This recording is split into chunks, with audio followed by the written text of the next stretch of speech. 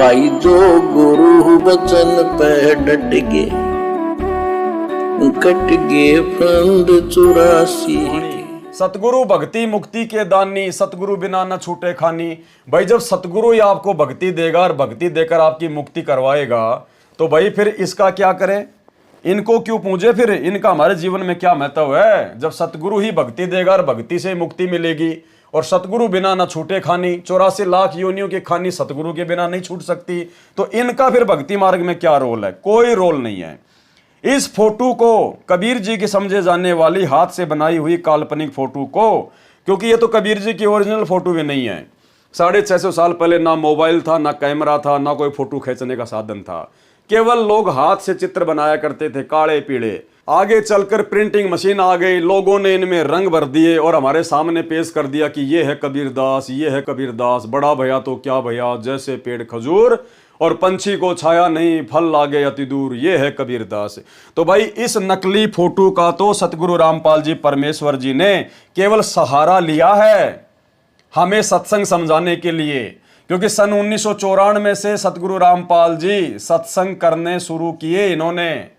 और उस समय अगर ये कह देते कि मैं हूं वो कबीर जो 650 साल पहले काशी के बनारस में धानक रूप में आया था, तो भाई उस समय इनके सत्संग कोई भी नहीं सुनता, कोई भी इनकी बात को नहीं सुनता कि घमंडी है, अहंकारी है, अपने आप को जो है भगवान कहता है, अपने आप को ये कबीर कहता है।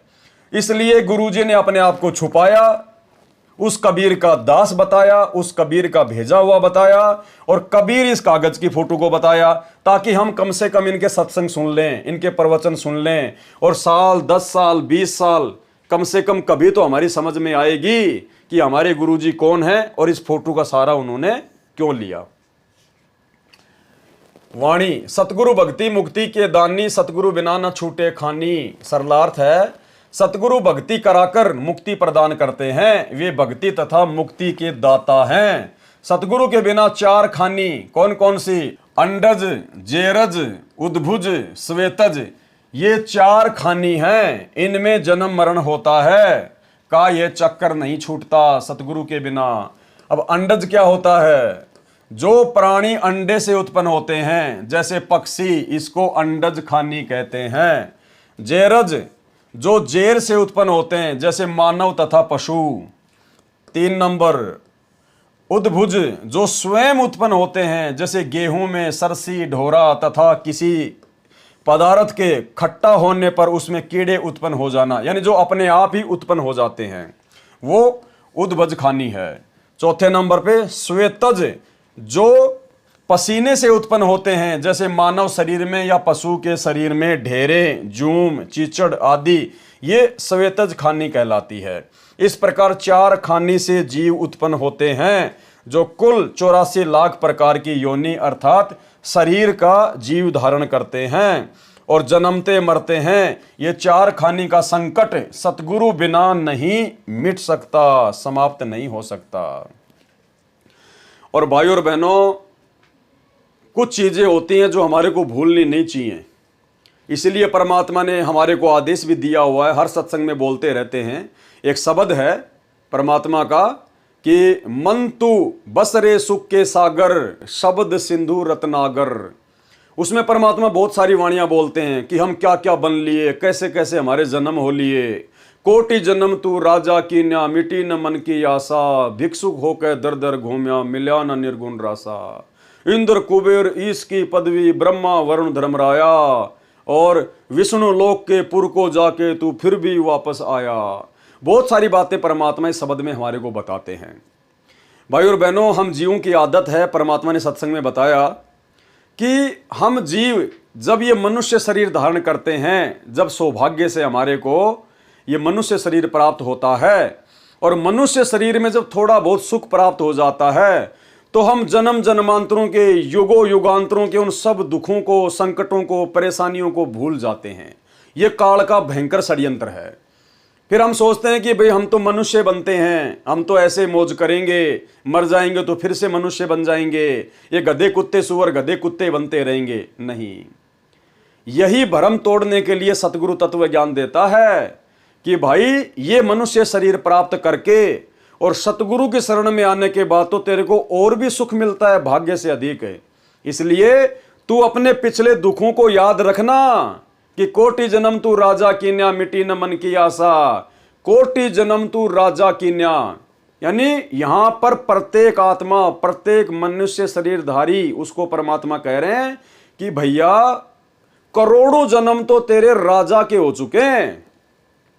अब भाई और बहनों, राजा तो इंसान पता नहीं कितने जन्म जन्मांतरों के बाद बनता है। यानी जब इंसान करोड़ों जन्म आम व्यक्ति के प्राप्त कर लेता है, सामान्य मनुष्य के, स्त्री या पुरुष के प्राप्त करता है, तब कहीं जाकर उसका एक नंबर आता होगा राजा बनने का। और परमात्मा कहते हैं कि तू तो करोड़ों बार तो राजा बन चुका है।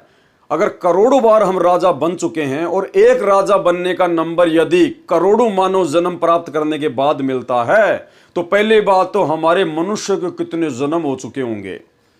और भाई एक मनुष्य जन्म मिलता है 84 लाख योनियां भोगने के बाद। तो भाई और बहनों सोचो हम कितनी बार गधे, कुत्ते, सुअर, कीट पतंग, मक्खी, मच्छर, जू, ढेरे, चीचड़ क्या क्या बन चुके हैं, कैसे कैसे महाकष्ट इस काल लोक में हम उठा चुके हैं। तो गुरुजी कहते हैं कि यह तत्व ज्ञान लेने का फायदा उसी समय है। इस तत्व ज्ञान से तुम आनंदित मत हो जाना। इस तत्व ज्ञान को आधार बनाकर अपनी आत्मा को जागृत रखना कि बेटा ये थोड़ा बहुत जो सुख तुझे मिला है ना आज मनुष्य जन्म प्राप्त करके, ये तेरे सतगुरु की देन है। नहीं तो इस मनुष्य जीवन में भी ये काल तेरी वो दुर्गति करता, कहीं एक्सीडेंट करके तेरा हाथ काटता, तेरा पैर काटता, या तेरी आंख फूटती, घर में खाट पे पड़ा रहता, या फिर हॉस्पिटल में पड़ा रहता, तेरे घर वाले भी दुखी, तू भी दुखी, और तेरे मरने की कामना करते कि भगवान इसको उठा ले। अब तुझे सतगुरु मिल गया, तुझे भाग्य से अधिक दे दिया, तेरी संकटों को, तेरी परेशानियों को तेरे परमात्मा ने काट दिया। कहते हैं गुप्त रूप में सब काम सार दे, जो भी विपदा आन पड़े। ये सतगुरु इतने दयालु हैं, सतगुरु दाता दीन दयालम, यंग किंकर के तोरे जालम। ये इतने दयालु हैं, अपने भगत का इतना सा भी दुख नहीं देख सकते। भाई और बहनों, आप और हमारे ऊपर इतने संकट हैं, इतने संकट हैं, लेकिन ये सतगुरुदेव हमारे को महसूस भी नहीं होने देते। गुप्त रूप में उन संकटों का नाश कर देते हैं, हमें तो महसूस भी नहीं होने देते। वो पहाड़ जैसे दुख, अगर कोई खांसी जुकाम बुखार में हल्का होके निकल रहा है तो हमने दुखी नहीं होना चाहिए, परेशान नहीं होना चाहिए। पता नहीं वो पहाड़ जैसा दुख था जो परमात्मा खांसी सर्दी जुकाम, या कोई ठोकर लग के कोई पैर का नाखून उतर गया, कोई उंगली कट गई, परमात्मा ने उसमें ही काट दिया। संत शरण में आने से आई टले बला, जय मस्तक में फांसी हो तो कांटे में टल जा। तो भाई और बहनों, इस भक्ति मार्ग पर आने के बाद एक तो हम सभी भगत भाई बहनों ने, देखो मैं कोई आदेश नहीं दे रहा, ना मैं आदेश देने का अधिकारी हूं, लेकिन ये समझाना पड़ रहा है कि सतगुरु की शरण में आने के बाद हम सब ने, जो हमने इस काल के षड्यंत्र में फंसकर गधे, कुत्ते, सुअर, कीट पतंग, मक्खी, मच्छर, छिपकली, न जाने कितने जीवन हमने भोगे हैं, कष्ट उठाए हैं, वो भी हमने याद रखने चाहिए कि अगर ये सतगुरु मिलने के बाद, ऐसे दीन दयाल परमात्मा मिलने के बाद, ऐसी भक्ति मिलने के बाद, अब यदि हमने इनकी मर्यादा तोड़ दी, इनके वचन को तोड़ दिया, और यदि हमने इनके दिल को जरा भी ठेस पहुंचाई, और गुरु के दिल को ठेस उस समय पहुंचेगी जब आप गुरु के द्वारा बताई गई भक्ति और मर्यादाओं का सही से पालन नहीं करते हो। और ये अगर नाराज हो गया ना, तो भाई और बहनों फिर सब कुछ बिगड़ जाएगा, क्योंकि ये जल्दी से पहली बात तो नाराज नहीं होता, और अगर ये नाराज हो गया तो जल्दी से फिर ये राजी नहीं होता। इसको राजी करने में फिर कल्प युग बीत जाएंगे। परमात्मा कहते हैं इन बातां के पाइए कर सतगुरु नजर निहाल, और राजी कर सतगुरु रूठे नू। ये जल्दी से राजी नहीं होता, आप सबको पता है कैसे नहीं होता। हमने सतलोक में इनको दुखी किया था, कब किया था? काउंटिंग नहीं है, काउंटिंग ही नहीं है, इतने अरब खरब युग कल्प बीत गए। परमात्मा कहते हैं 7 करोड़ तेरे ब्रह्मा मर गए, 49 करोड़ कन्हैया। और ये जटाधारी शंकर तो ना जाने उनसे भी कई गुना ज्यादा उम्र है। और इनकी उम्र कितनी बताई गुरुजी ने? ब्रह्मा जी का एक दिन 1008 चतुर्युग का, एक चतुर्युग की उम्र 43,20,000 वर्ष।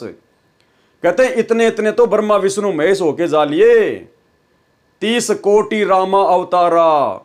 तो भाई और बहनों, इनकी एवज में हमारे कितने जन्म हो चुके होंगे?